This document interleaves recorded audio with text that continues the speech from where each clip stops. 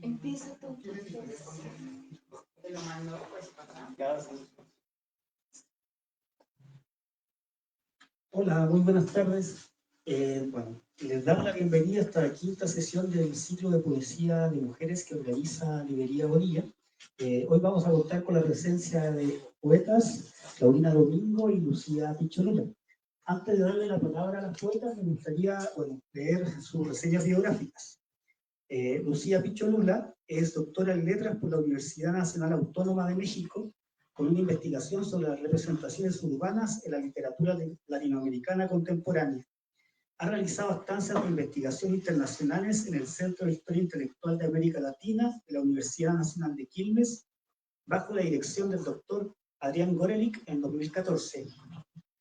En el Latinoamérica Institut de la Freie Universität Berlin, en el marco del proyecto Entre Espacios, Movimientos, Actores y Representaciones de la Globalización, patrocinado por la DFG, Fundación Alemana de Investigación, en el año 2015, y recientemente en el Latinoamérica Institut de la Freie Universität Berlin, en el Colegio Internacional de Graduados, Temporalidades del Futuro en América Latina, Dinámicas de Aspiración y Anticipación.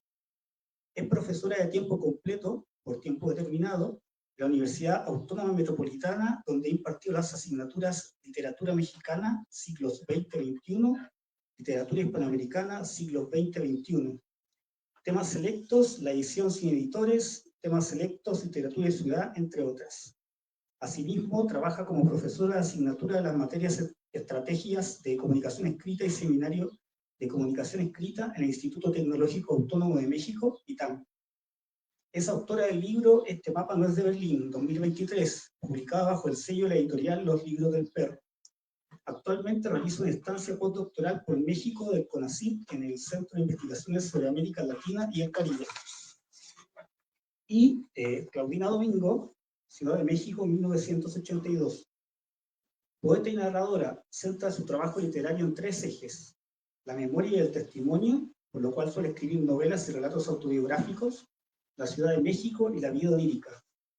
Su trabajo narrativo está publicado por Sexto Piso y consta a la fecha de 3 libros: Las Enemigas, 2017, La Noche del Espejo, 2020 y Dominio, 2023.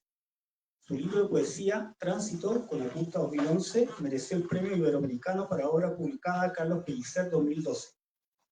También ha ganado los premios nacionales Gilberto Owen 2016 por Ya sabes que no veo de noche, Enriqueta Ochoa 2022 con el poemario Material Hospitalario, y el premio Clemencia Isaura de Poesía 2024 por Reconquista del Reino de Can. Cuando era joven fue becaria de Jóvenes Creadores. Tránsito, traducido por Ryan Green, fue publicado en 2024 en la editorial estadounidense Eulalia Books. En 2025 publicará 2 libros: Reconquista del Reino de Caán, en la colección de poesía de la Universidad Autónoma de Nuevo León, y la novela Poeta Urbana, en la colección de narrativa de Sexto Piso. Es miembro del CNCA en narrativa. Bienvenidos.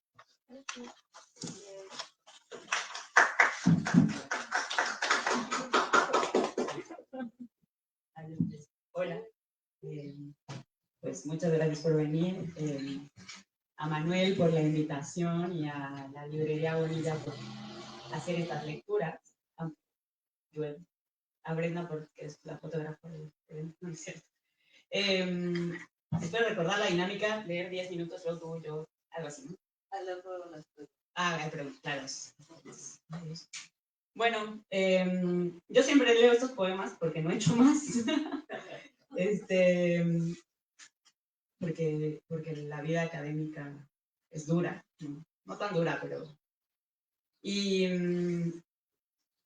les cambié los títulos, pero voy a volver a los títulos originales para como explicar de dónde vienen. Son poemas que hablan sobre los músculos del cuerpo, los músculos que duelen cuando la vida es terrible o tienes ansiedad y así, que es todo el tiempo, ¿no? No los elegí. Entonces voy a ir como leyendo algunos y que claro, Dina me diga, ya Lucía, sí basta. Este se llama macetero, que es el músculo que usamos para cerrar la boca, ¿no? El día que aprendí las consonantes oclusivas murió mi madre. Esa noche se estrechó el tiempo, contuve el aire cerrando los órganos articulatorios, en los molares atrancados se posó la temperatura de su cuerpo. El macetero se expande y se contrae en el grito de esa niña que traga líquido amniótico justo en el instante en el que la embiste el mundo. Movimiento apenas perceptible para decir lo que olvidamos o para no decir. El músculo de la contención nocturna, de los gestos que disimulan la rabia, lidera el despojo de mi aliento. Estamos por llegar a la meseta de Anáhuac.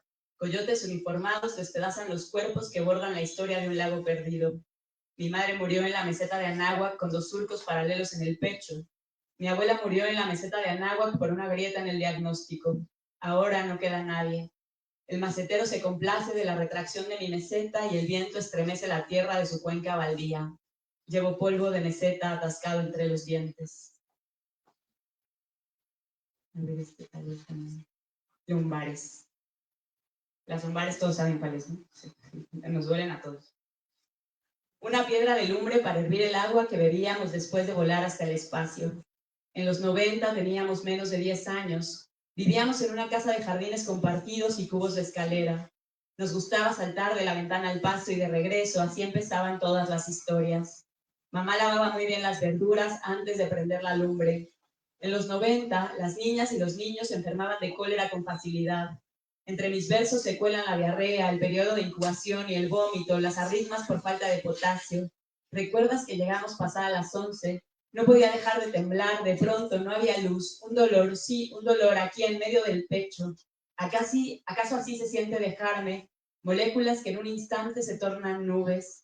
Consume jitomates, fuente de potasio. Yo nunca lavé los jitomates. Sobre la lumbre, el agua se llena de burbujas. Un cambio físico que mantiene intacta la estructura molecular de la materia. Hervir el agua durante 1 minuto, o 3 si vives en la Ciudad de México a más de 6.500 pies de altura. Esto ya se sabía en los 90, cuando brincábamos todas las historias y no conocíamos desasosiego. Un poema sobre mi madre y su olla de peltre, sobre mi abuela, el cólera y unos jitomates. Junto las palabras de una infancia dividida. La epidemia de cólera en 1993 mató 198 personas. Hay sitios en los que la gente bebe directo de la llave. Aquí siempre hay que ponerla sobre la lumbre. Si te le quedas mirando, no hierve. Por años bebimos agua tibia, libre de bacterias. Enfermamos de gripa, tos y varicela. Mi madre combatió el cólera hasta que llegó el cáncer. ¿Acaso así se siente dejarme? Un cuerpo en combustión que irradia luz pero no calienta. Apenas una lumbre, espacio franco por el que se cuela la luz de la mañana. Una claridad insoportable de vapores que hincha el cuerpo como la panza llena de lombrices de una niña que pierde la vida en un lugar tan nuestro, tan alejado del resto del mundo, como los niños que morían en los años 90, cuando veíamos el Canal 5 y teníamos jardín y no pensábamos y no sabíamos, aún faltaba que nos doliera el cuerpo. No sé cuánto. A ver,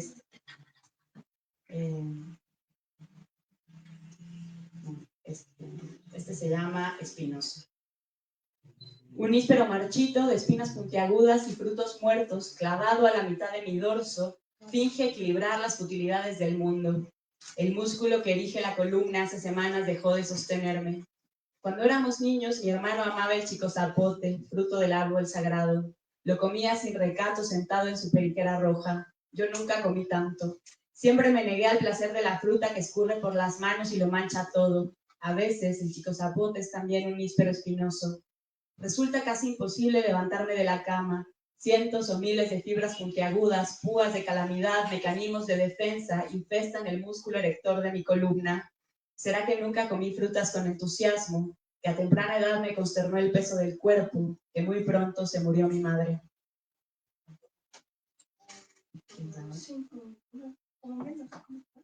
Bueno, a ver Mentales. Rechazo que tus ojos contemplen mi duda. Levanto el músculo con delicadeza, apenas unos milímetros. La piel se arruga, los labios se desplazan hacia arriba. Lo dijiste y yo, parada frente a ti, con el mentón corrugado y la mirada perpleja, esquivé tus palabras. Cuando niña dormía tocando el rostro de mi madre, una mano en su oreja, su barbilla, rozando su nariz. La proximidad de su aliento decía te quiero, no hacía falta enunciar, no había duda. Una madrugada perdí el atlas y entre mi mano y su nariz se instaló el silencio. Cuando soñamos, el cuerpo abandona sus contornos. Se expande la inmensidad de la cama, el cuarto, la ciudad, las pecas del rostro de mi madre, los agujeros que le hicieron al nacer para llevar pendientes, las pestañas largas, los labios que besaban una mano diminuta que dormía. ¿De qué dudamos? Dudo de la historia del abuelo, de su infancia, del niño que escalaba el palo encebado y entregaba los regalos a los más pequeños, un relato del delirio. Escribo su nombre, Manuel, y el músculo mental tira de la herencia de la sangre, desprecio acumulado. Mi canto también se apresura, como si deseara terminar la conversación, abandonar la rama, escapar del ritmo de las sílabas y dejarme aquí, en este bosque galería de hormigueros sencillos y tiznados, de bataritos con cabeza gris y plumas blancas en el barbijo. El canto de los pájaros mentales es suave y agudo, acelerado al final de la tonada como si dijera sí, sí, ya, lo que sea. Pienso en la memoria material de la tortura. Detrás de la puerta el cinturón de cuero, viril, patriarca, las noches en vela estudiando en cuclillas la última lección de matemáticas, una fotografía de Manuel, frente a él el asesino de estudiantes. Ese es su lugar en el mundo, nunca pudo imaginar uno distinto. Cada injuria dolerá en los años, el frío se clavó en tus músculos, la duda en mis huesos. Bueno, pues este que es un poco más largo para cerrar esta rima. Se llama sartorio, que es un músculo que tenemos en la pierna. La Singer llegó al bazar un 1 de junio. De todas las cosas que guardé, la máquina me estorba. Venía en un estuche grande, tan grande que no cabía en los 35 metros cuadrados del departamento. Se quedó unos meses. Me la devolvieron según lo estipulado, artículos a concesión. ¿Quién tiene tiempo para enmendaduras? 19 de septiembre de 2017, 13 horas, 14 minutos, 40 segundos. Una fábrica en Bolívar y Chimalpopoca. Ellas que laboraban por unos pesos al día, ellas sin horario, ni registros, ni seguro social, solo mujeres, 21 cuerpos en los escombros.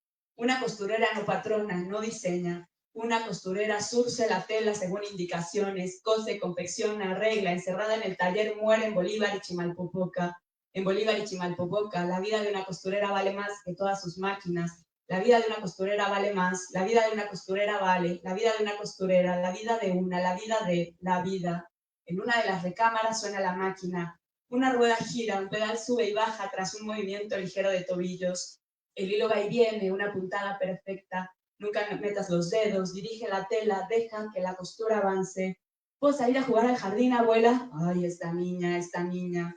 Se voltea, oprime el pedal, el ruido de la máquina que comanda sus manos, música de fondo. Ven, mira, ¿te gusta? Es para tu cumpleaños. ¿Puedo salir a jugar, abuela? Ay, esta niña. 19 de septiembre de 1985. Más de 1000 costureras bajo los escombros. 800 talleres clandestinos en el centro de la ciudad. En el centro de la ciudad no alcanzan las labores de rescate. Después vino el sindicato, un movimiento laboral liderado por mujeres, el primero en la historia del país. Trabajaban por unos pesos al día, nunca tuvieron seguridad social. Desde 2006 no existe el sindicato. Mi abuela se sienta frente a mí, cruza las piernas, lleva una caja de madera entre las manos, un costurero. Detrás de los hilos, la foto de mi abuelo, su pase de lista, los papeles de la tumba en el Panteón Dolores. A la abuela los pantalones le quedan para brincar charcos, con una pierna más larga que la otra. No se rinde. ¿Cuántos golpes de aguja antes de detenerse? ¿Puedo salir a jugar al jardín, abuela? Ahí está. La aguja cae, la puntada se retuerce. ¿Puedo salir a jugar, abuela? Escucho el granizo que golpea las ventanas, el zapateado caótico de mis amigas del flamenco, los cambios de la bicicleta que no se detienen y me hacen caer, la música del cuarto de mi abuela. Quiere mirar televisión, lejos de los hilos y la tela y la costumbre. No te sientes así, cruza las piernas, puedo verte los calzones. Cada que te sientes, cruza las piernas. Llevamos falda, corremos, brincamos, corremos más. Nos llenamos de moretones y por las noches nos duele crecer.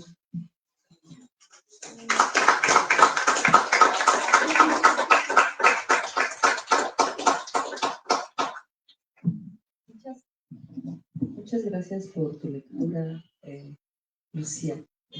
Me gustó mucho, sobre todo el último poema. Gracias a Manuel por invitarnos a esta actividad y a ustedes por venir en estas condiciones climáticas. Bueno, voy a leer un poema, creo que me va a alcanzar nada más para eso, del libro que voy a publicar con Antonio Ramos en la UANL.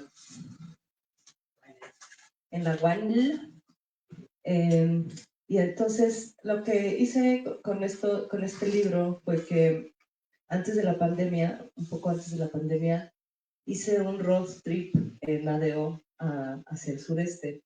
Mi papá es de Chetumal, mi papá nació en Chetumal, pero hemos ido muy pocas veces, fuimos muy pocas veces cuando yo era niña a Chetumal. Y yo viví en Tabasco, en Villahermosa, como entre los 2 y los 6 años, ¿no? Mi papá trabajaba ahí, ¿no? Y justo quise hacer como una especie de reflexión poética o un intento poético de saber si existe algo así como una herencia, o reconocer algún tipo de herencia común, ¿no? O en ese lugar. Y terminó siendo más bien un libro como de turismo, de turismo genético o de turismo, de turismo de la memoria, ¿no? También. Entonces, justo este poema se llama La ciudad de juguete. Cuando los ojos se abren paso en el verdor y la humedad es textura, eterna idiosincrasia, ella no aparece en el horizonte, emposada como está en la espesura acuática. Vienes a buscarla con un alto y adosado escepticismo, rotas las orillas del recuerdo, podrido el arquetipo de Electra. No reconociste a la ciudad de tu alumbramiento emocional hasta ahora que con su hacha de nanches frescos, tejido de palma y río revuelto, te hunde un par de colmillos en las fosas nasales. Qué innecesario el cascarón vacío de las blancas mariposas, qué lejana la calle Hidalgo con sus larvas fosforescentes. Si aquí, en el hipotálamo, se encuentra la libélula brillante de los pantanos. Al subir al taxi comienzas a desanudar contenedores de agua, el nudo gordiano del recuerdo extraviado, y a develar bajo el negativo de este invierno caluroso el sesgo de entonces. Bajo el sol está el agua y en la sombra el agua. Desde el malecón, la piel de la laguna se arruga y se estira como la ropa interior de un huevo. Reconoces el aroma pero no la flor. Son canastos y tapetes. Tienen franjas verdes, rojas y violetas. Y todo recurre a ti con su urgencia de guión cinematográfico. ¿Dónde los canastos que huelen todavía a selva? El tejido de palma es tan intrincado que te arroja a la pizzería donde te presentaron a un animal totémico y a un dios. Moby Dick, que para ser una ballena descomunal cabía en un pequeño marco en la pared. Y la cerveza oscura que tu padre bebía y de la que te invitó sorbos, en un rito iniciático que tendría incalculables consecuencias. Porque esta sed es la humedad de la sed. Pero esa pizzería ya no existe, te informan. La nostalgia, te dices, es el privilegio de los que se van, de los que no agonizan de aburrimiento en pequeños restaurantes. Quieres visitar también el cementerio, alzado a ciegas sobre la ciudad para que no se lo lleve el agua. También es un cementerio de juguete. Tiene las tumbas claras de las ciudades que creen devolver sus muertos a la inocencia del mármol blanco. Pero el cementerio también tiene esa cara amarga, de los que saben que calor no es lo mismo que felicidad. Tú lo ignorabas porque fuiste arrebatada muy pronto del trópico. Y en la otra ciudad, esa que llevas prensada en las arterias, sentías una temprana nostalgia amarilla, rosada y marrón. Un helado napolitano hecho con lodo del Grijalba, macuilíes y guayacanes. El río guillotinado que siempre has llevado dentro. Late en su profundo cielo de libélulas doradas. Ah, el cielo. Pensaba sin saber que esa evocación era ya la bilis negra, el perfectísimo cielo azul de mi ciudad de juguete, bombardeado desde abajo por un desfile de besos amarillos. y te quedabas de pie en el recuerdo alimentado por unas diapositivas olvidadas. Guayacanes vistos en perpendicular sobre la avenida, Guayacanes fotografiados a horcajadas desde la banqueta, un Guayacán como un relámpago de bilis ensombrece la calle, y unos macuilíes motean de fresa el batallón solar. Ahora, cuando al malacón del río irrita el nervio del recuerdo, comienzas a pensar que razonar no es suficiente. La narrativa es demasiada. Si lo que reclama para su carne de agua es una adicción de agua. Abajo, sereno en el paréntesis de enero, está el herrumbroso Grijalba. Desde la torre es mayor su desproporción. A la derecha, el aserrín urbano, a la izquierda, el viejo centro. Y en medio, lento caimán de caimanes, el ancho Grijalba empequeñece la ciudad. Mira, ciudad, eres una siesta en lo ancho del pantano. Mira, ciudad, eres apenas un balbuceo de concreto junto a la vena cava del sureste. Mira, ciudad, eres un pretexto para que el río se sumerja en los ojos de las chocas y los chocos, y la boa de la melancolía les reviente nenúfares en la mente. Aquí llegan los animales totémicos de la infancia. Junto a la fotocopiadora de la oficina de mamá había una tarántula, terciopelo y cables negros, compañera del soltero que escapa a la foto.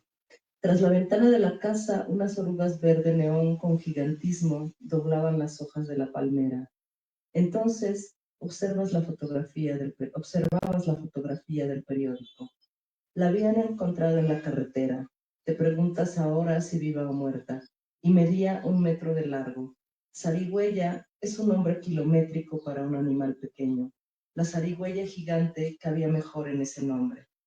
Noche en la noche de la habitación. Primera suposición del amor.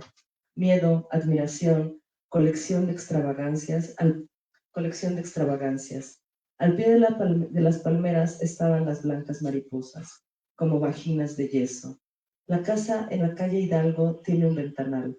Pasas las tardes sola en tu imperio de hija única, vigilada por una nana somnolienta. Detrás del ventanal dominas la ciudad, los flamboyanes, las aves que se retiran a sus copas.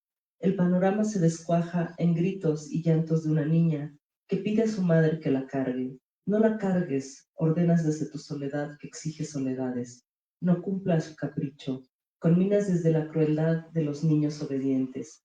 Al cabo de unos pasos la mujer se detiene y carga a la niña que no eres tú y te quedas dominando cielo y nada tras el cristal. Regresas al sesgo de ahora, de pie en la plaza de armas, diminuta plaza de armas. Observas la parroquia, edición minúscula de un templo, junto a una heladería y su toldo decorado con naranjas y azules, infantiles también.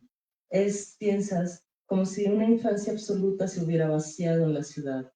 Junto al monstruoso y viejo Grijalba se alza una ciudad inclinada a lo pueril, que busca proteger el algodón de azúcar de sus nubes del agua voraz.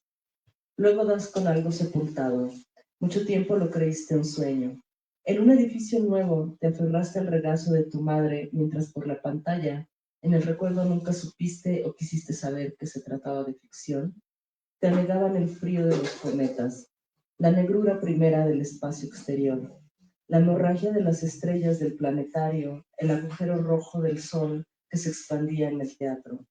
No hay sueño que iguale a este, no hay luz que pueda competir con esta. Mientras el aire acondicionado escarbaba en tus huesos, descubriste el vértigo. Afuera, donde no hay noche sino gigantescas bolas naranjas, azules y violetas, alguien observa sin necesidad de aprender a leer y nos llama con su lazo redondo. No viajan los soles, no viajan los planetas. Somos nosotros quienes nos acercamos con los ojos encendidos como imanes enamorados.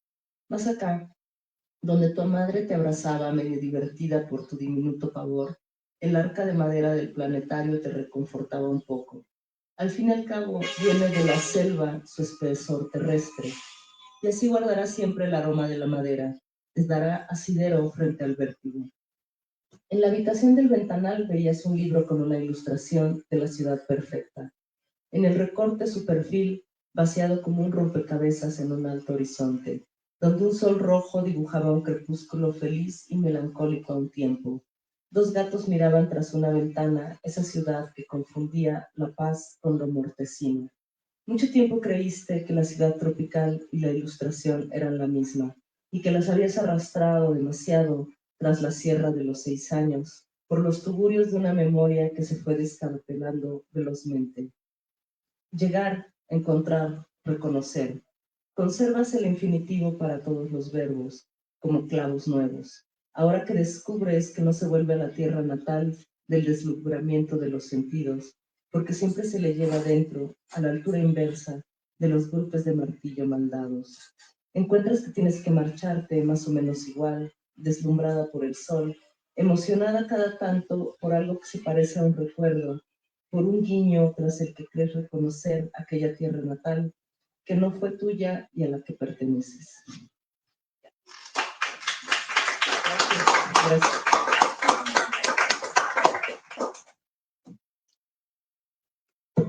Bueno, muchas gracias, Claudina, muchas gracias, Lucía, por esta primera ronda de poemas.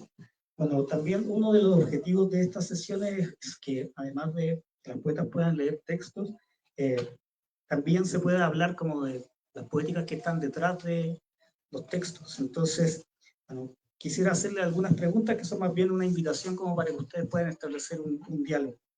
La primera pregunta para ambas, ¿cuáles son los principios que guían la escritura de tu poesía? Para las dos. Los hijos de Claudia.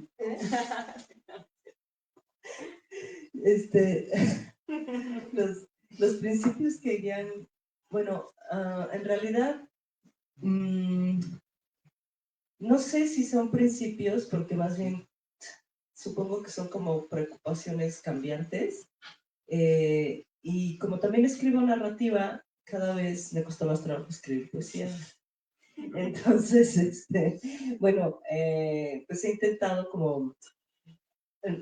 escribí un libro sobre la Ciudad de México, ¿no? Que para hacer ese libro como que hice mucha investigación de campo, ¿no? Y también en el libro había como... Ahorita voy a leer un poema que quizás se le parece. Había como muchas citas en el texto, pero muchas veces no estaban como citadas o como concursivas, ¿no? Estaban como de alguna forma fagocitadas, ¿no? Entonces como que eso durante un tiempo me gustó mucho, hacer como este tipo de collage dentro de los poemas, ¿no? Con otras cosas, ¿no? Con otros, con otros textos y bueno, escribí un libro que era como un diario de sueños, ¿no? Luego escribí otro libro que tenía como pequeños párrafos, los poemas eran como pequeños párrafos, entonces realmente creo que el asunto es que como que he buscado en diferentes formatos y con diferentes estilos responder como a temas o a preocupaciones específicas, ¿no? Entonces, por ejemplo, en este libro del A.D.O. Roth,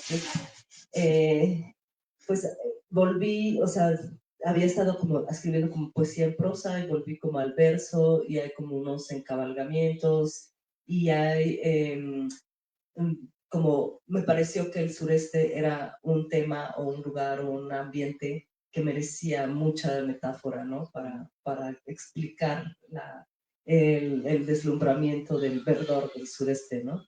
Entonces, son como unos textos más como una poesía, por así decirlo, clásica mexicana, ¿no? Como con verso blanco y muy metafóricos, ¿no? Entonces, como que más bien no es que haya tenido como unos principios como tal. Gracias, sí. Yo sí voy a decir algo, porque Claudina es muy modesta, pero a mí me parece que en todo, o sea, en tránsito y en dominio y ahora, como que te mueves, o sea, es el movimiento, ¿no? Es un road trip, y en el de la Ciudad de México también te movías, ¿no? O sea, como que es una poesía que se construye en el movimiento y la observación, y eso lo hace maravillosa. Y la novela igual, ¿no? Como que la novela es moverse, o sea, de tu casa al CCH, ¿no? Y hay un montón de movimiento, aunque parece que estás en sitios solo en el sur, ¿no? Entonces, bueno. Sí. Gracias. Contestando por ti. Ahora tengo que hablar de mí misma, ¿no? Yo creo que, bueno, no sé, a mí es como que no es que tenga una búsqueda poética, sino que es un impulso, ¿no? De escritura. Quien me conoce aquí, mi amiga Ceci sabe, yo empecé a escribir poesía hace muy poco, ¿no? En realidad, y un poco en juego, o sea, era como, ¿cómo hago un poema? ¿No? Le pregunté a alguien, a un amigo, ¿cómo hago un poema? Me dijo, junta dos cosas que no se relacionan. Y yo, bueno, va. Pero es o sea, como que a mí me pasa que hay, que la escritura es como el mecanismo a partir del cual logro decir lo que pienso o lo que me está pasando, ¿no? Y es un impulso muy básico que probablemente le pasa a todos los seres humanos, ¿no? O sea, tampoco digo que sea especial en ese sentido, pero la búsqueda es esa, ¿no? Como que la búsqueda de la expresividad a partir de la palabra. Y de ahí, pues ya en la escritura misma, pues pensar que sí exista una sonoridad o que sí exista la posibilidad de generar algo que no se había anunciado de esa manera.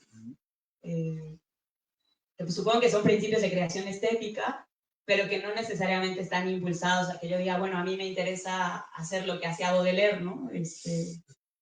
Sino que me interesa más encontrar en la palabra el vehículo de expresión de aquello que me sucede y que sucede en el mundo, ¿no? Diría, no me acuerdo quién decía esto, pero como mostrar en el texto la forma en que el mundo se nos presenta. Entonces, y creo que eso es más bello a decir cómo yo me presento ante el mundo, sino cómo el mundo se me presenta a mí, y cómo me duele a mí, y cómo me hace reír a mí, ¿no? Y creo que ese sería como que la búsqueda después. Tampoco he hecho muchos poemas, ¿no? Pero siempre a partir de eso. Y de jugar, ¿no? De cómo hacer algo que no sé hacer y ya, ¿no? Algo así. Bueno, muchas gracias, Lucía, muchas gracias, Claudina. Bueno, quisiera hacer en este caso la segunda pregunta también para ambas. ¿Qué influencias literarias, artísticas, filosóficas han sido esenciales para el desarrollo de tu poesía? Para ambas, por favor. Pues no sé, como que hay unas cosas que puedo identificar muy fácilmente y otras que quizá vayan a quedar fuera porque probablemente las ignoro que han sido influencias, ¿no? Pero por supuesto que leer a César Vallejo para mí fue muy importante, ¿no? Cuando era adolescente. También, curiosamente, Pellicer, ¿no? Son poetas tan distintos, ¿no? ¿Qué más? En algún momento, bueno, yo creo que para mí el siglo XIX más que, no sé, que por ejemplo el Quijote o Quevedo, pienso sobre todo como, sí, o sea, los autores rusos, en Tolstoy, en Turgenev, por supuesto que cuando leía Ana Karenina dije, wow, esto es la literatura, ¿no?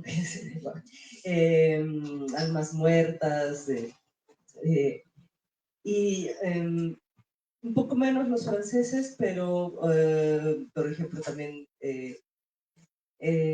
hubo un tiempo que leí mucho a Balzac y luego leí a Stendhal, ¿no? Entonces, como que esas son como las cosas más obvias, ¿no? También me gustaba mucho Aldous Huxley, ¿no? Y como que un tiempo estuve leyendo cosas de fantasía y ciencia ficción que no son tan obvias en mi trabajo, pero que para mí fueron importantes, ¿no? Y como movimiento artístico, pues el surrealismo, ¿no? Para mí, o sea, como el vínculo con los sueños, con la vida onírica, como pues siempre lo he buscado. Y en ese sentido, aunque ya no estaba, como que ya no tenía tanta edad como para decir me forjó, pero pues me sigue impresionando los cuentos de Leonora Carrington, que es tan poco estudiada y tampoco leída tampoco leída como escritora, ¿no? Entonces, pues ahorita así de bote pronto te puedo decir eso, el cine el cine europeo de los 60s, ¿no? No sé, la música, pues sobre todo la música, o sea, el rock y el reggae de los 60s, ¿no? O Joy Division, ¿no? Como, creo que sobre todo, probablemente en mi caso, como ha habido como esta obsesión con la propia ciudad, creo que las influencias más grandes son como las cosas de la ciudad, ¿no? Los sitios de la Ciudad de México, ¿no? Que no sé si, que en sí mismos son emanaciones de momentos artísticos e históricos, ¿no? Gracias. De nada. Bueno, yo no puedo articular una respuesta tan interesante. No lo sé. O sea, a mí me parece que como influencias directas que yo pueda decir, yo quiero escribir como tal, no. Pero como que cuando leo, ¿no?, la literatura como espacio de creación de nuevos sentidos del mundo, creo que cada libro podría hacerlo, ¿no? O cada libro que sí me ha pasado que hace eso, ¿no? Que lo leo y digo, bueno, no sé, ahora en mi clase vamos a leer a Revueltas y leer a Revueltas es un poco eso, ¿no? O sea, el luto humano es leerlo y decir, bueno, yo no sé si esto está en mi poesía o en mi vida, pero me cambió la forma de pensar y existir en el mundo, y creo que esas son las influencias, ¿no? Más allá de embelezarte con Villaurrutia ahora, ¿no? En mi casa se escuchaba la canción latinoamericana de protesta y por supuesto que los poetas o sea, bueno, la poesía española cantada por Serrat, ¿no? Y eso yo creo que a mí me formó, a diferencia de mis compañeros de generación y de mis amigos de la prepa que escuchaban música en inglés, eso no pasaba en mi vida, ¿no? Y eso me hizo a mí pensar, de cierta manera, la poesía y de cierta manera la música. Bailé ballet toda mi vida, entonces también el ritmo. Y creo que eso está ahí sin necesidad de reconocerlo, pero que también atraviesa una idea de lo que creo que es la poesía, que pasa por una reflexión política, ¿no? O sea, no es solo una reflexión estética o una reflexión musical, sino también una reflexión política que creo que sí aparece cuando yo escribo no solo poesía, sino ensayo, o cuando intento escribir otras cosas. Entonces creo que hay una formación que viene de la infancia, que pasa por los papás militantes y también por esa idea de mundo que existía en los años 60, 70, que después desapareció y que a la que una se aferra de pronto para pensar que no nos va a destruir la guerra, ¿no? Probablemente es eso, más que la lista de nombres que pueda enunciar. Después, claro, estudié literatura y pues quienes estudiamos literatura, que supongo que todos aquí, pues nos empapamos de todas las posibles influencias y también de todos los posibles males, ¿no? Y descubrir que lo que hacíamos pues no era Ana Karenina y no lo sería nunca. Pero pues ahí estamos. Bueno, muchas gracias a ambas. Y en este caso, para cerrar ya la última pregunta, sería para ambas. ¿Qué caminos crees que seguirá la poesía en el futuro? Para ambas, por favor. Es muy difícil esa pregunta. No te voy a contestar, más bien voy a plantear algo que me acabo de, como que en lo que volví a pensar. En los 2000 en México estaba o sea, los poetas tenían mucha influencia de la poesía sudamericana, de la poesía chilena y de la poesía argentina, ¿no? Entonces, por ejemplo, se hizo, o sea, tengo que dar crédito, ¿no? Porque para la revista de la universidad le encargué a Rodrigo Flores un texto que hablara justamente de los poetas chilenos, ¿no? Que eran importantes para nosotros como poetas mexicanos en los 2000. Y por supuesto que escribió algo que para mí como que me trajo de regreso a esa época, ¿no? En 2005 hubo un encuentro que se llamó Estoy Afuera, ¿no? Aquí en la Ciudad de México. Y vinieron vinieron bastantes poetas sudamericanos. Y era muy particular porque el encuentro era una de las lecturas era en el Zócalo. Y era una poesía muy experimental, era una poesía como de mucha, como de puesta en duda de lo lírico, ¿no? Y era una poesía muy también que buscaba generar, no dejar indiferente y que podía provocar, como sobre todo en un lector de poesía más acostumbrado a la poesía mexicana o a escuchar no sé, a Sabines, que podía resultar escandaloso, ¿no? Y la gente como que se preguntaba, ¿esto es la poesía, no? Y nosotros vaya, o sea, esta generación de los que eran poetas nacidos a finales de los 70s y principios de los 80s, nos involucramos mucho, unos más que otros, en un tipo de poesía así, que cuestionara la poesía lírica y que tuviera como de alguna forma un juego humorístico y que fuera también como una puesta en duda también de la musicalidad, de las nociones como rítmicas, una forma de, por así decirlo, de respuesta sorfilotea si pensamos en la poesía más clásica del siglo XX mexicano, ¿no? Y de pronto, pues, cuando he sido jurado de premios o cosas así, y también leyendo pues, a poetas más jóvenes, veo que eso ya pasó, ¿no? O sea, bueno, o veo que sobre todo los poetas nacidos, no sé, en los 90s, ya no escriben así y hay como de nuevo una intención lírica, marcadamente lírica, y hay como una necesidad de hacer una poesía metafórica y una poesía sensible. Y vaya, o sea, nunca hubiera imaginado, o sea, no, creo que ni yo ni varios de mi generación nos hubiéramos imaginado en los 2000 que iba, que iba a tener otra vez peso una poesía que no fuera experimental y como contestataria y tal. Entonces es muy curioso porque justamente como en muchas otras cosas como históricas, lo que ocurre, lo que viene a cambiar las cosas, pues es lo inesperado, ¿no? Ay, Dios. Sí, es una pregunta difícil. Yo le decía a Claudina, pues a dónde vamos todos, ¿no? Al fin del mundo. Sí. O al ChatGPT, pero más que decir hacia dónde va la poesía, podría decir lo que a mí me gustaría, o sea, como hacia dónde me gustaría que fuera.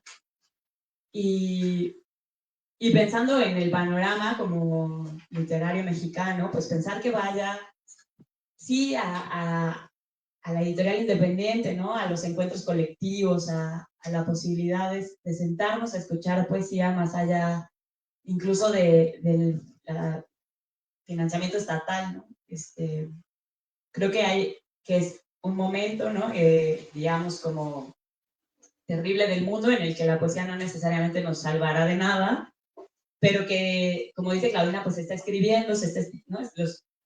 Las generaciones jóvenes están escribiendo poesía intimista, están escribiendo poesía distinta, y me parece que esa poesía tiene que tener cabida dentro de la lectura, del mundo editorial, del intercambio, más allá del negocio, ¿no? Y más allá del dinero. Entonces, a mí me gustaría que fuera para allá, ¿no? Más que hacia la máquina que nos escribe poemas y nos dobla la ropa. Pero no lo sé, ¿no? Tampoco. Bueno, muchas gracias, Lucía, muchas gracias, Claudina. Y ahora invitarlas a seguir leyendo una segunda ronda de poemas.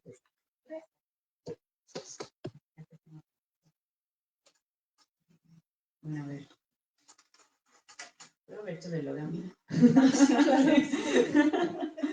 Okay. Wow. Bueno, pues leeré, tal vez, supongo, 3 largos, y yo creo que eso, y si no son 10 minutos, pues leo más, ¿no? Este se llama Línea Alba. Una línea blanca parte por la mitad del mapa del mundo. Sobre el fondo verde, América, África, Asia. De pronto, un chillido, 2 hemisferios. Tierra blanda de líneas fronterizas. Este es el paralelo cero, la línea ecuatorial, 6.371 kilómetros de puntos que dividen. Arriba el norte, debajo el sur. Enseña en tercero de primaria. Seguidora de Ratzel y sus estúpidos paisajes de pobreza. Deben trabajar mucho. Aquí hace mucho calor. Aquí la gente es muy floja. Aquí nadie. Estamos arriba, pero también abajo. El que pise raya pierde, la pisaste, otra vez. El que pise raya, vamos de puntitas, calculamos pasos. Me gusta venir aquí. La banqueta roja distinta a las otras banquetas de la ciudad, un campo de batalla. Íbamos poco, en las navidades, tu abuelo nunca sonreía. Dicen que hay una línea que corre del esternón al pubis. Dicen que se pinta de negro con la expansión del embarazo. Si sube del ombligo, será niño. 3 niñas, contrariada al padre. Mi abuelo en verdad nunca sonreía. Hay una línea que parte el mapa del mundo. Pintamos 43 siluetas sobre el cemento a 4 manos. Me tumbé y sentí tus dedos y los de ella y la tiza que marcaba mis contornos. Recordé entonces mis costillas, mis talones, mi cabeza, inerte, tendida, muerta. Trazamos 43 siluetas blancas sobre el zócalo. No sabemos dónde están, tal vez nunca lo sabremos.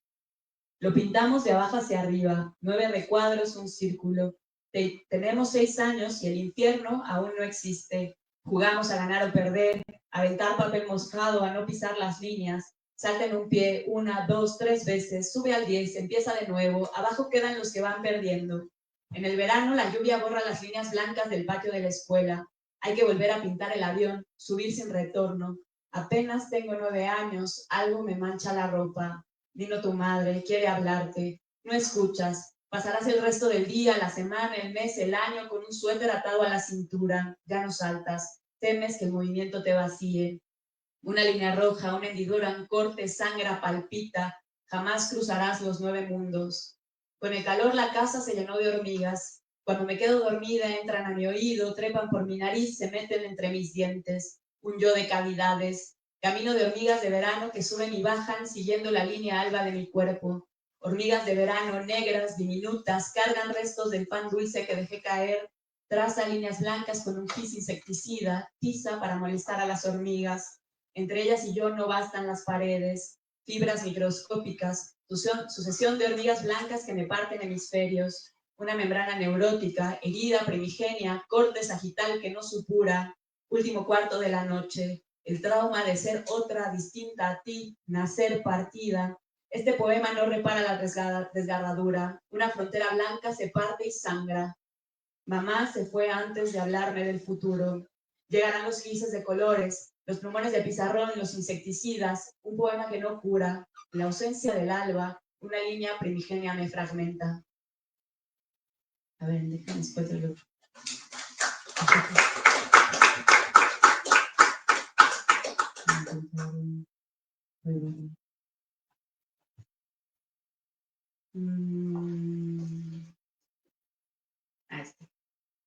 Este se llama Oblicuo. El árbol de la casa de mi abuela se escapó del cielo, torcido hacia la ventana, obstinado en quedarse a vivir entre paredes y ser uno más de vísceras y músculos y fibras corporales que sostienen.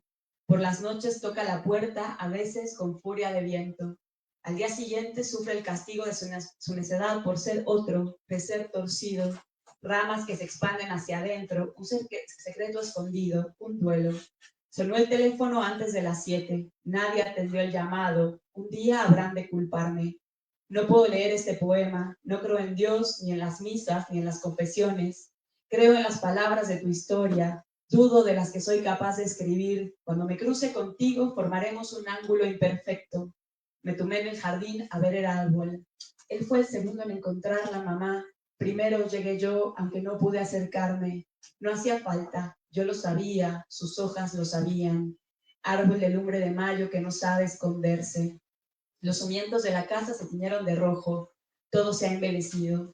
Habrá que derribar los muros, enmendar las raíces, combatir el tronco que creció por dentro. Sonó el teléfono cada 15 minutos. Sobre el pasto, rodeada de sus flores, entrecerré los ojos, olvidé la muerte. Las hojas taparon el sol empeñado en despertarme. Me quedé ahí y ella arriba, tendida entre las sábanas de un colchón viejo. Será nuestro secreto. Los músculos de mi cuerpo se expanden y se echan a andar por la tierra. Se retuercen, se ocultan, han traicionado su naturaleza oblicua, dejan expuestas mis entrañas, no devoran más. Lombriz que recta, sigilosa, me vacía. Yo la encontré, mamá. No tengo a dónde ir. Los músculos oblicuos me aprisionan, jamás van a sostenerme. Pétalos del flamboyán convertidos en manto rojo. Malinche le dicen al ser del jardín de mis abuelos, dueño de su propia historia, de sus raíces figajadoras de nitrógeno, de sus flores brillantes. Me cubro con el fuego de su manto, esperando una traición cabe mi tumba, pero no muero, no traiciono. Moriste tú, abuela, mientras yo dormía. Te vi untarte árnica en la boca del estómago, te dije adiós. Tiraron el árbol y después la casa, ya nada me aprisiona.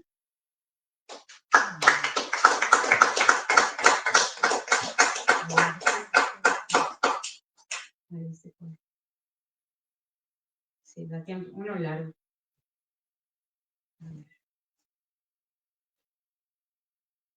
El mal del celular, ¿no?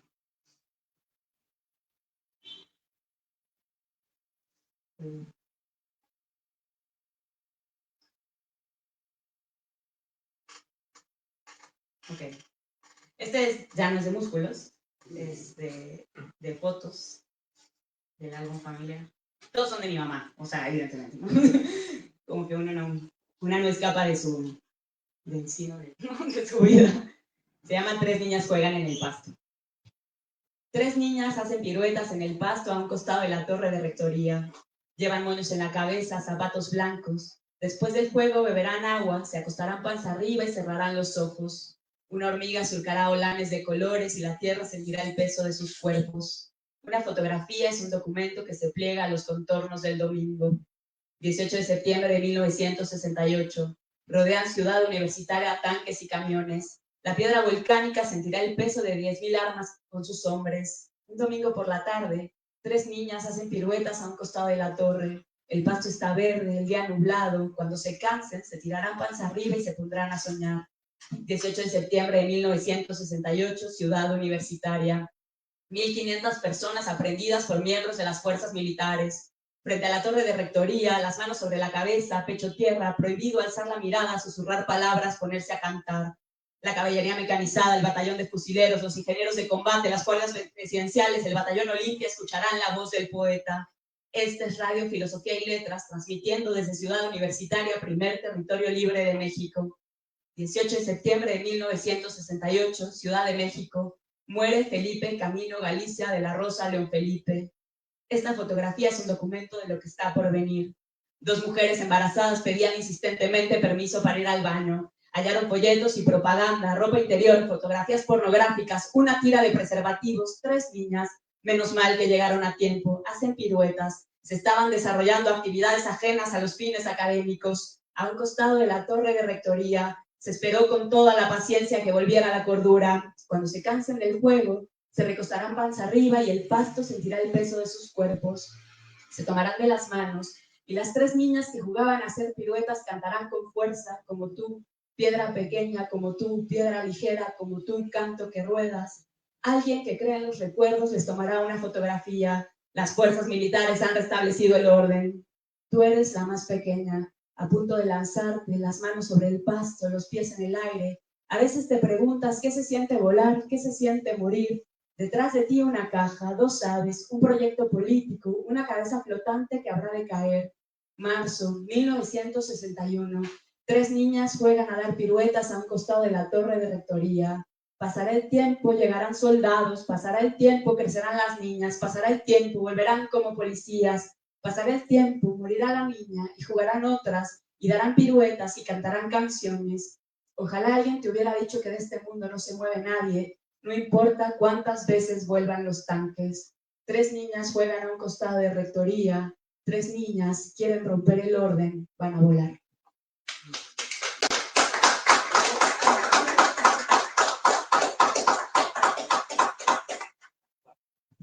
Gracias, Lucía, qué conmovedor poema. Bueno, voy a leer un texto, a ver cuánto abarco.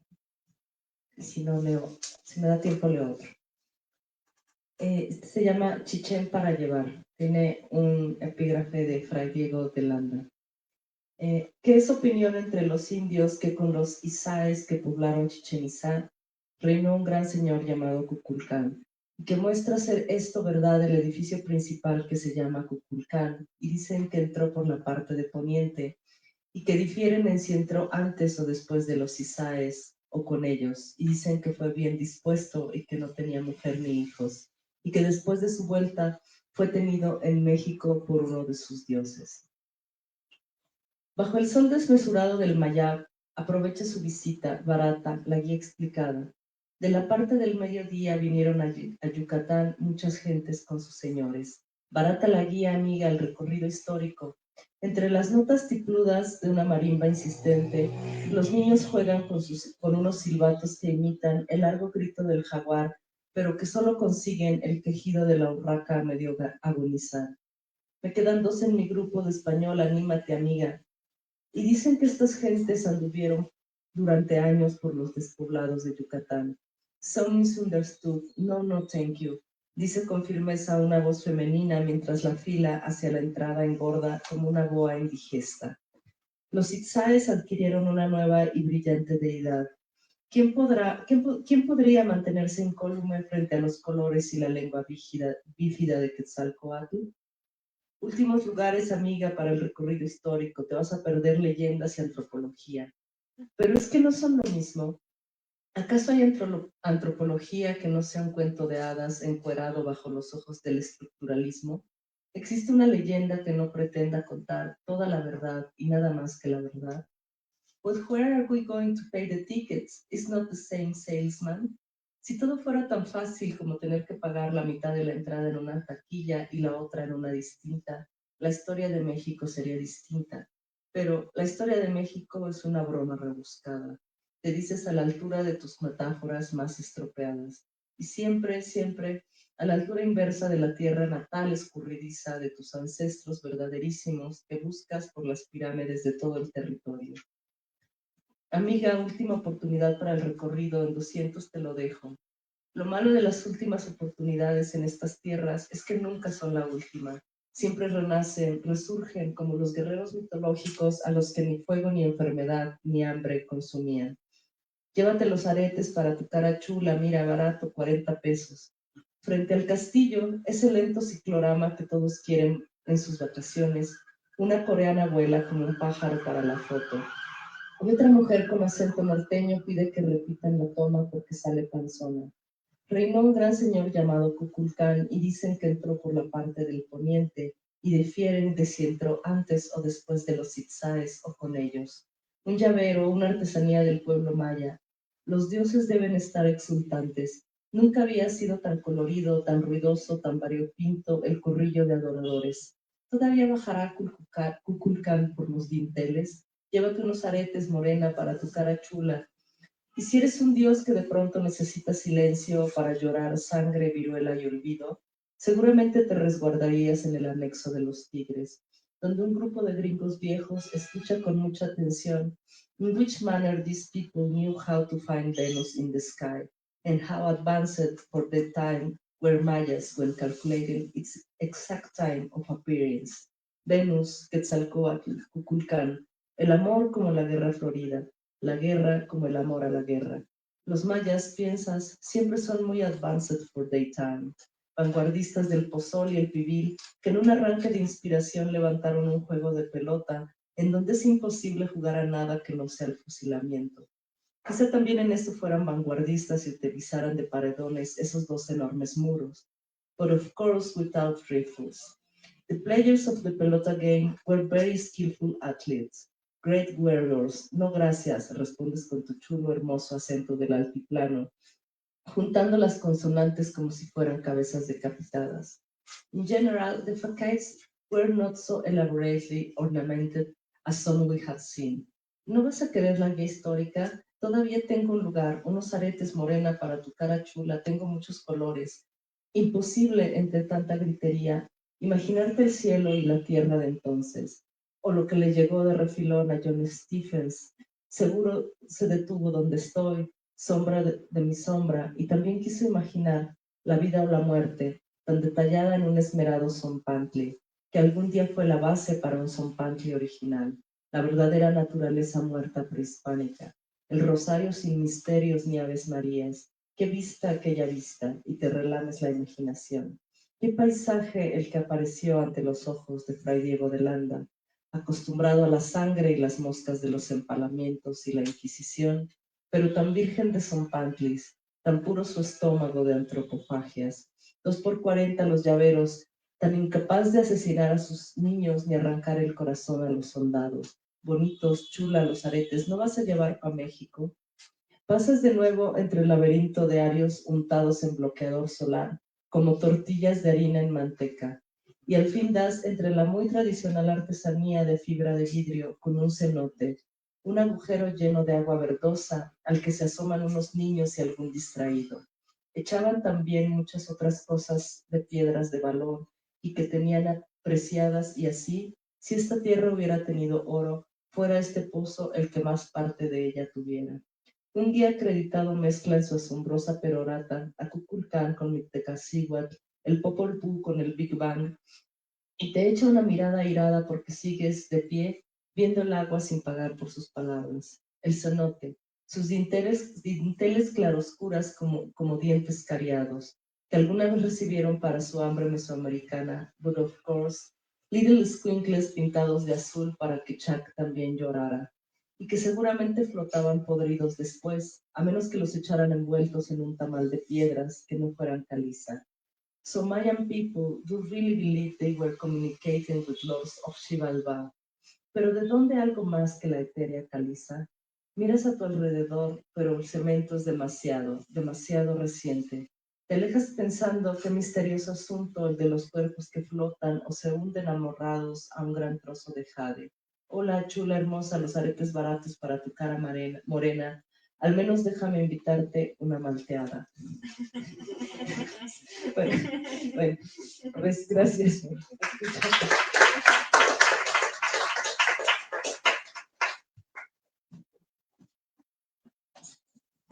Muchas gracias, Lucía, muchas gracias, Claudina. Si alguna persona del público quiere hacer pregunta, consulta, comentario, hay micrófono disponible.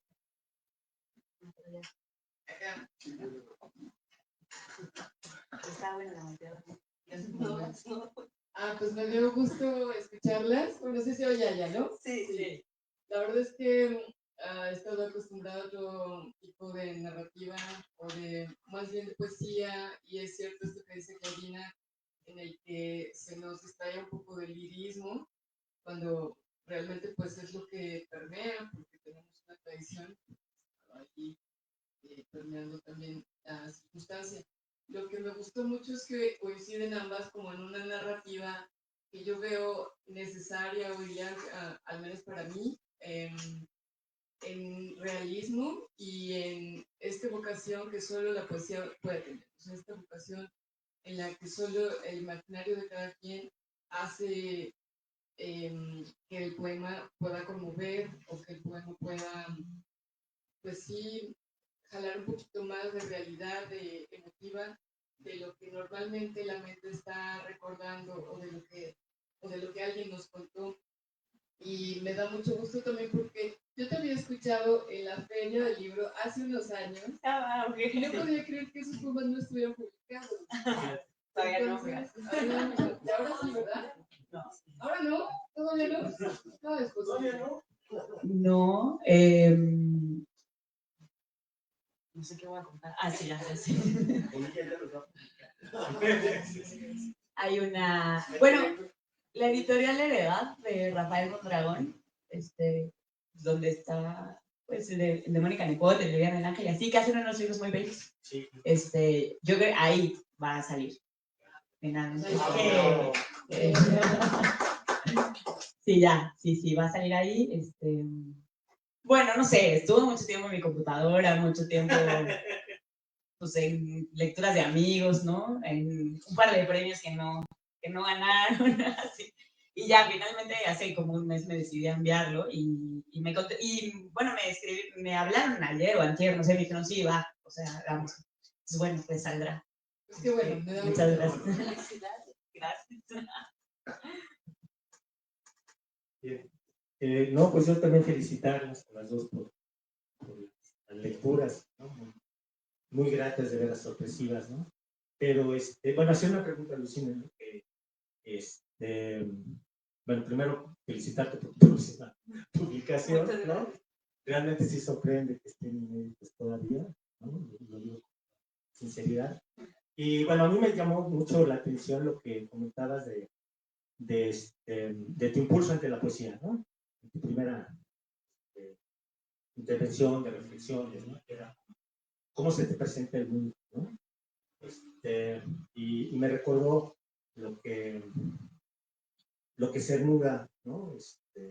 Decía pues sobre la poesía, ¿no? Que de hecho toda su obra la tituló así mismo, Realidad y Deseo, ¿no?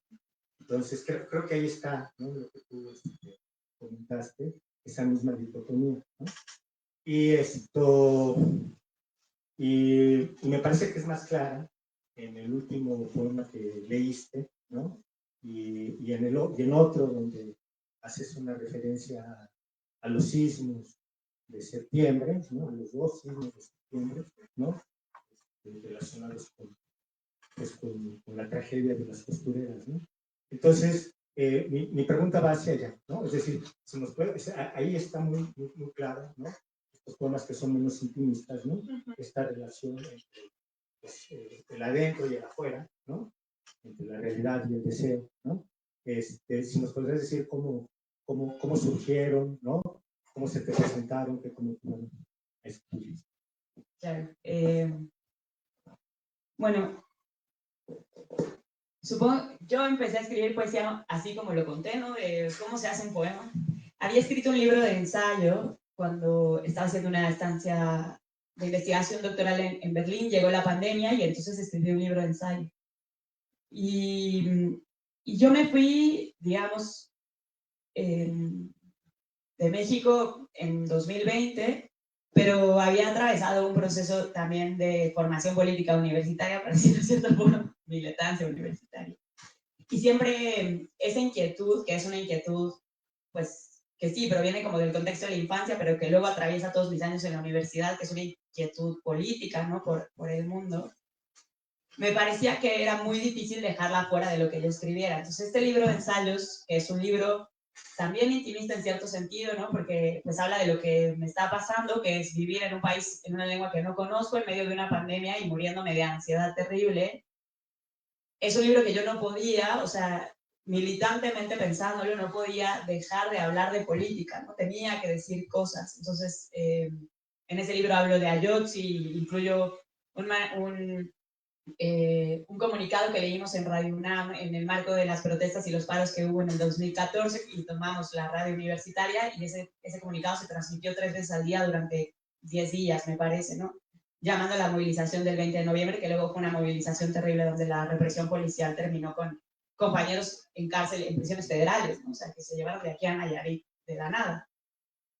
Y para mí es muy importante, o sea, digamos, como que no puedo escribir sobre mí sin enunciar lo que pasa en el mundo.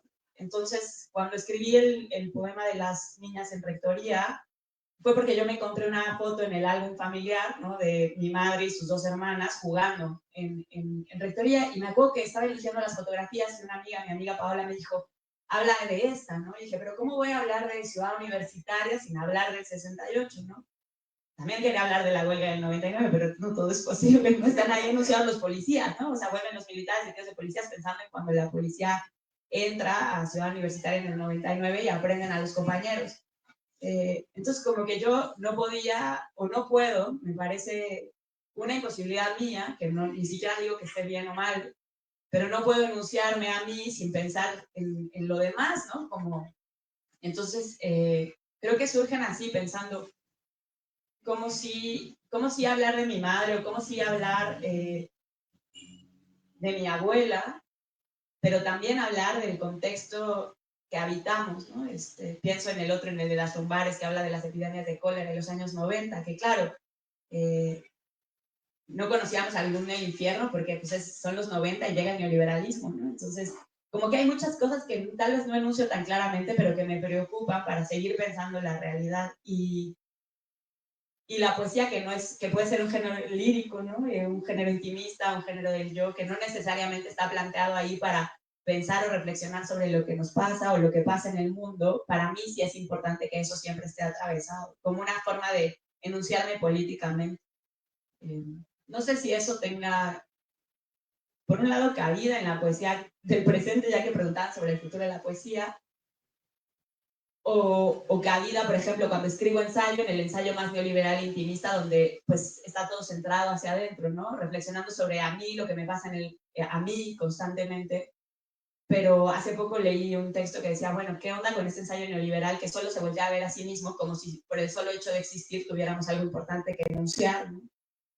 Y creo que esa crítica que a mí me atravesó, atraviesa todo lo que yo hago, como por el solo hecho de existir tengo algo importante que denunciar, o tengo algo importante que denunciar para denunciar, ¿no? Cambiando el verbo, lo que ocurre, que es aquello que, pues no sé, que transforma la manera en que habitas el mundo, ¿no? Que es la injusticia, que es el dolor, que es, etcétera, más allá de la propia experiencia dolorosa que yo pueda plasmar en la poesía, que pues sí, que tiene que ver con la muerte de mi madre, ¿no? Que eso claramente está ahí.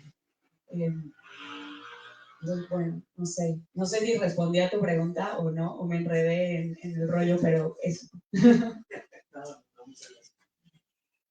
Yo las quiero felicitar a las dos. Muchas gracias por la lectura. Y quería, no sé, como poner sobre la mesa lo que yo he notado, no en estas lecturas de ustedes, sino en poetas más jóvenes, ¿no? Quizá 10 años más jóvenes que ustedes, que he llegado gracias a Lucía. Es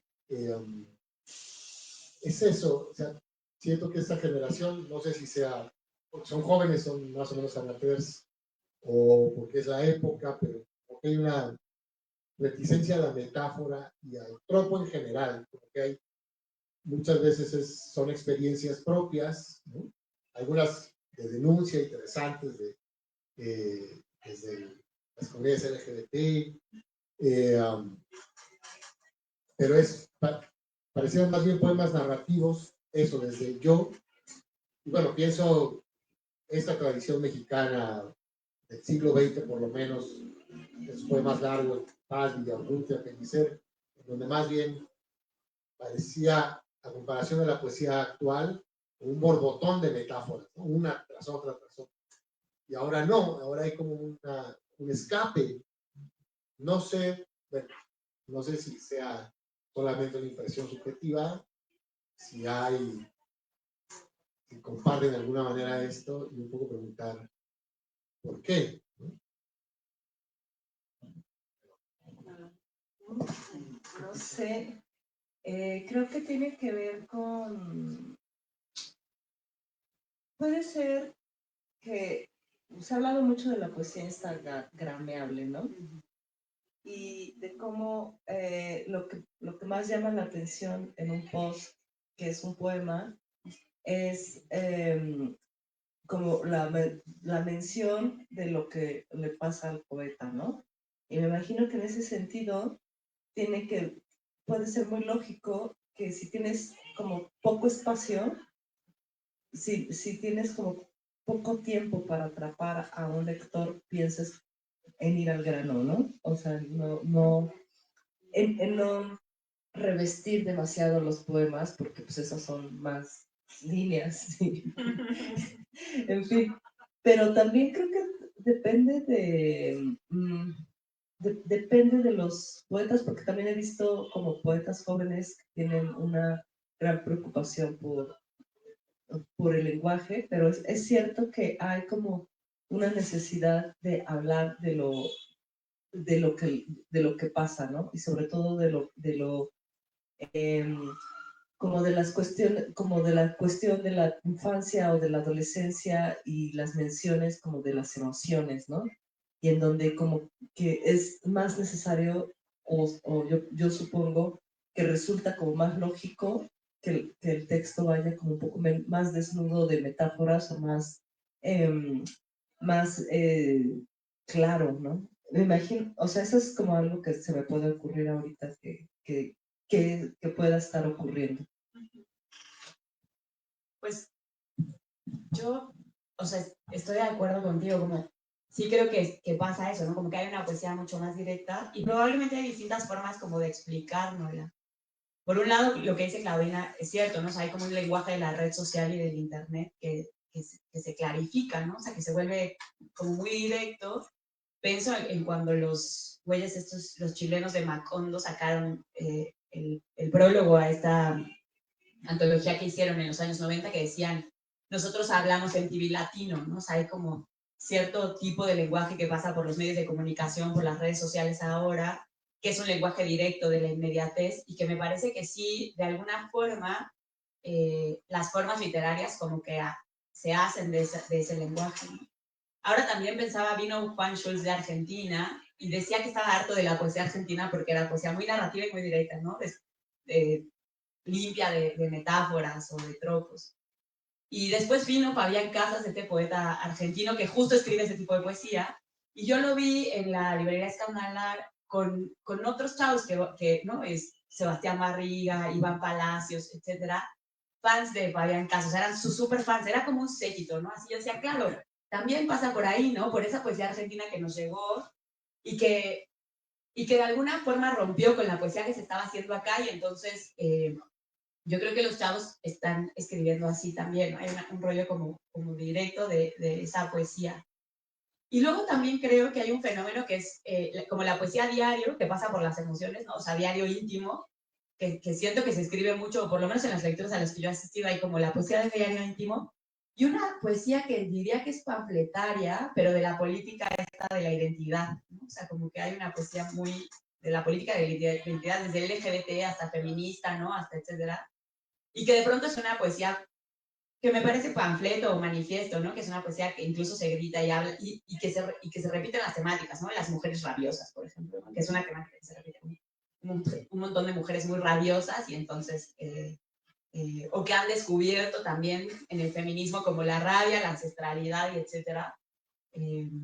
Pero habría que hacer un análisis, ¿no? Como si las políticas de la identidad y la idea del manifiesto también empapan las formas poéticas de la actualidad, que son poemas para leerse en redes, ¿no? Para incendiar las redes o para incendiar el Facebook con las propias lecturas.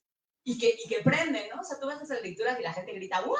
Sí, sí, viva, ¿no? Sí, porque la rabia te contagia. Lo vamos a tirar. Sí, lo vamos a tirar y lo vamos a quemar todo. Entonces, bueno, tu poema está feo, pero no hay pedo, ¿no? O sea, como que funciona ahí.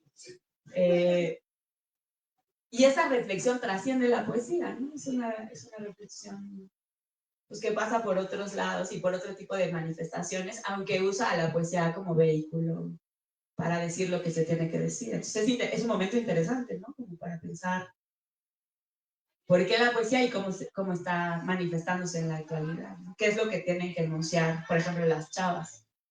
Más allá del artificio estético, voy a decir, no sé si en detrimento de la poesía, pero podría ser, o sea, sin crítica, ¿no? O sea, como una forma de descripción del fenómeno. No sé. Bueno, en nombre de Librería Bonilla queremos agradecer a Lucía Picholula y a Claudina Domingo por esta lectura de poesía. También aquí al público presente, los dejamos invitados para la sexta sesión del ciclo de poesía, que va a ser el sábado 12 de julio. Ese día va a estar América Trejo y Beatriz Saavedra. Muy buenas tardes. Bravo.